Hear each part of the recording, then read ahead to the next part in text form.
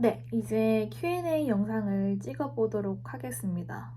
제가 얼마 전에 구독자 100명이 돌파가 되어서 그 기념으로 여러분들께 댓글로 저의 궁금한 점, 워홀로 궁금한 점 Q&A 질문들을 받았는데 그 사이에 200명이 또 되었어요. 그래서 100명, 200명 구독자 돌파 기념 Q&A 영상을 시작하도록 하겠습니다. 너무 감사드립니다. 감사합니다. 감사합니다. 약 8개의 댓글이 있었는데요. 한번 보겠습니다. 첫 번째 댓글, 슈팅스타님이 이렇게 달아주셨어요. 캐나다에 다양한 도시가 있을 텐데 밴쿠버를 선택하신 이유가 궁금합니다. 밴쿠버만의 매력이 선택하는 과정에서 특별히 있었는지 궁금하네요. 라고 해주셨는데 일단 댓글 너무 감사드리고 캐나다에 다양한 도시 있죠. 워홀러들이 많이 선택하는 도시 오타와, 토론토, 밴쿠버, 캘거리, 위스펙, 몬트리올, 퀘벡 많아요. 근데 일단 저는 처음에 캘거리랑 밴쿠버를 고민을 했습니다. 진짜 처음에는 캘거리로 엄청 아예 마음이 기울었어요. 왜냐면 세금이 적게 떼고 집값이 다른 도시에 비해 싸다 라는 게 저는 큰 매력이었거든요. 근데 캘거리로 가야겠다고 준비를 하는 와중에 캘거리가 도시가 상대적으로 이제 작은 도시니까 재미가 없고 일자리가 많이 없다고 하더라고요. 밴쿠버 아니면 토론토로 마음을 돌렸습니다. 그래서 밴쿠버랑 이제 토론토로 이제 결정을 해야 되는데 여름에 바다 가는 걸 좋아해서 바다가 있는 밴쿠버로 가고 또 캘거리랑 가까운 게 밴쿠버잖아요. 그래서 밴쿠버로 선택하게 되었던 것 같습니다. 근데 밴쿠버 빡쳐요. 비가 너무 많이 와요, 겨울에. 그리고 두 번째, 스페이스님, 지역을 밴쿠버로 정하게 된 이유가 궁금해요. 그리고 발랄한 텐션이 너무 웃겨서 좋아요. 이런 댓글이 너무 좋아요. 발랄한 텐션 너무 웃기다, 재밌다. 너무 제가 더 감사합니다. 지역을 밴쿠버로 정하게 된 이유, 아까 댓글이랑 비슷하네요. 물론 밴쿠버라는 도시가 캘거리보다 자금이 더 많이 들어요. 실제로도 많이 들었기도 하고. 근데 저는 이제 밴쿠버로 선택을 해서 더 많은 경험을 해보자. 그래서 밴쿠버로 결정을 하게 되었습니다. 그리고 세 번째 댓글, 지니미니님이 댓글 달아주셨네요. 저는 집 구하는 게 가장 걱정인데요. 혹시 지금까지 어떤 과정을 거쳐서 집을 구하셨는지, 혜인님만의 집 구하는 팁이 있다면 무엇인지 궁금합니다. 첫 출근도 응원하고 있을게요. 네. 감사합니다. 진짜 집 구하는 게 최고 과제죠, 워홀러들의. 일단 집 구하는 플랫폼들이 되게 많아요.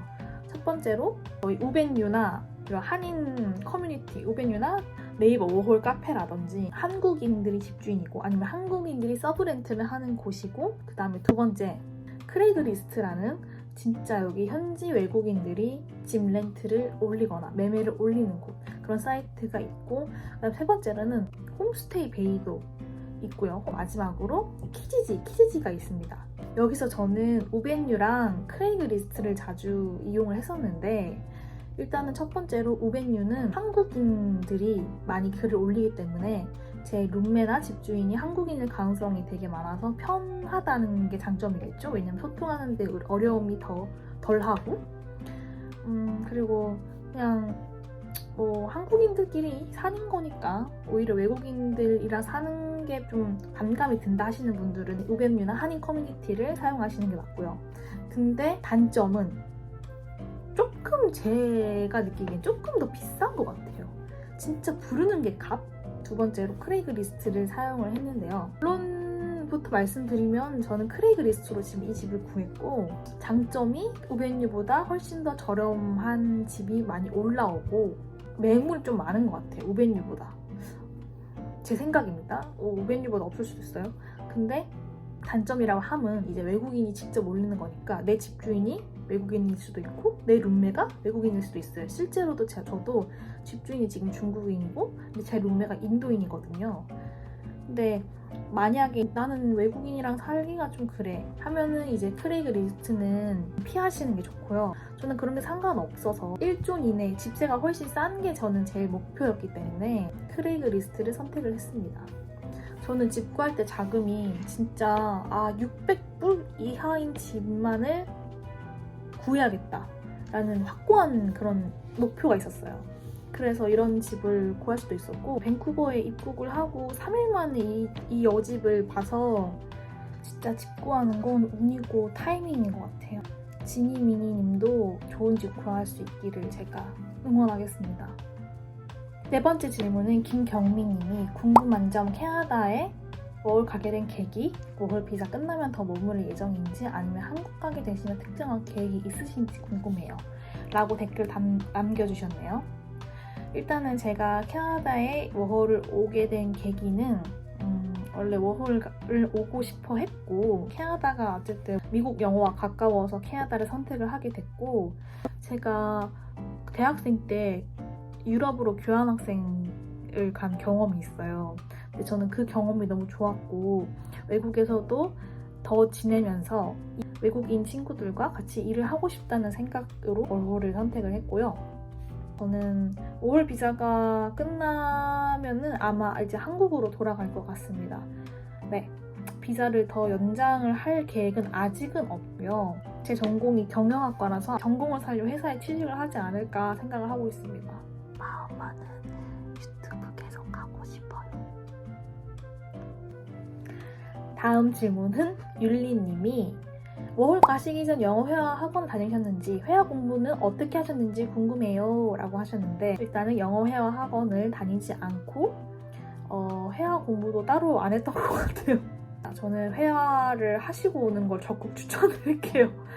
물론 근데 여기서 이제 어학원을 다닐 계획이 있으시거나 하면 모르겠는데, 어학원 다닐 계획도 없고 영어가 나는 조금 부족한 것 같다 싶으시면은 회화 공부를 그래도 어느 정도 해오시는 걸 추천드릴게요. 다음 댓글은 리치치님이 님 MBTI 뭐임? 워홀 제일 힘든 점 좋은 점 뭔가요? 네, 라는 댓글이네요. 일단 제 MBTI는 ESFJ이고, 제일 힘든 점은 일단 아무리 생각을 해도 초반에 적응하기 힘들었던 점, 그게 제일 힘들었던 점 같아요. 그리고 물가가 좀 너무 높은 점. 네, 여기서 과자, 과일 몇 개 사면 3만 원 이렇게 나오니까 그게 조금 힘든 것 같아요. 그리고 또 코로나를 제가 오자마자 거의 걸렸잖아요. 그것 때문에 좀 많이 힘들었고, 네, 그래서 캐나다에 적응하는 게 제일 어려운 관문이 아닌가 싶습니다. 좋은 점은 아무래도 영어를 계속 사용한다는 점, 그리고 마음만 먹으면은 여행을 갈 수 있다는 점, 북미 여행을 갈 수 있다는 점인 것 같습니다. 저는 영어를 계속 사용하는 환경을 항상 바래왔어서 이렇게 외국인 친구들 사귀고 일하고 하는 게 굉장히 행복해요. 다음, 토리꾸님. 편집 어떤 걸로 하시는지, 편집하실 시간이 있으신지, 어디서 주로 하시는지 궁금합니다 라고 하는데, 저는 편집은 아이패드로 하고요. 제가 사용하는 어플은 두 개인데, 첫 번째 블록, 두 번째 브이로그를 이 어플을 사용하고 있습니다. 썸네일도 항상 아이패드로 작업을 하고요. 네, 그렇습니다. 그리고 편집하실 시간이 있으신지라고 하는데 없습니다. 제가 쪼개서 하는 거고, 앞으로 편집하는 시간이 더 줄어들 수도 있어서 영상 올리는 텀이 길어질 수도 있습니다. 투잡을 구하고 이제 진행을 할 예정이라서 저도 그거에 대해서 참 고민이 많아요. 이제 영상을 어떻게 올릴지. 그리고 제가 잠을 줄여서라도 편집을 좀 열심히 해서 자주 올리도록 노력을 할게요. 그리고 어디서 주로 하시는지 궁금하다고 하셨는데, 여기서 합니다. 아까 여기가 제 작업실이라고 말씀드렸죠? 되게 오래 걸려요, 생각보다. 1분 편집하는데 거의 1시간 정도 걸리고, 그리고 업로드하는 게 진짜 오래 걸려요. 이게 유튜브에서 빠꾸를 먹거나 뭐 에러가 나면은 진짜 하루 이상 걸립니다. 그럴 땐 다시 뭐 삭제하고 다시 올리고 이런 수고로움을 계속 해야 돼요. 그래서 진짜 유명 유튜버들은 진짜 존경하고 세상에 쉬운 게 없습니다. 지우송님이 댓글 달아주셨네요. 숙소를 구하고 침구류는 어떻게 구하셨는지, 숙소 구하는 사이트랑 한 달 생활비, 그리고 지금 일을 구하셨다고 하는데 그 돈으로 한 달 생활하기 부족하지 않은지 궁금합니다. 그리고 쭉 밴쿠버에 계실 생각이신가요? 여행 계획도 있으신지 궁금해요. 이렇게 댓글을 길게 남겨주셨네요.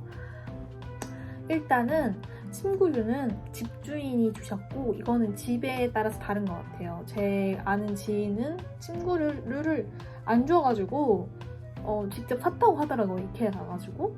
그리고 숙소 구하는 사이트, 아까 제가 말씀드렸다시피 크레이그 리스트를 선택을 했고요. 한 달 생활비는 제가 이후에 한 번에 정리를 다 해서 알려드릴게요.